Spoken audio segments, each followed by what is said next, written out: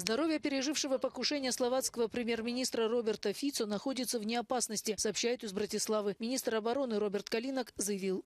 Myslím si, že to najhoršie, čo sme sa obávali, aspoň pre túto chvíľu pominulo, ale naďalej je ten stav veľmi vážny a preto bude vo šetrovaní lekárov práve Banskobystrickej nemocnice, ktorým ešte raz za to všetko, za tie zázraky, ktoré sa udiali posledné dni, ešte raz veľmi pekne ďakujem. Заявление министра обороны прозвучало на следующий день после того, как толпы сторонников Фица прибыли в Банско-Быстрицу, где госпитализирован глава правительства в знак солидарности с ним. In my opinion, people pay too much attention to politics, and we have lost the humanity somewhere along the way.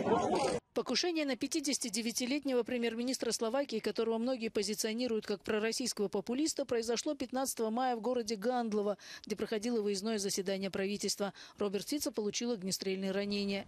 Мужчина, обвиняемый в покушении на убийство, заключен под стражу.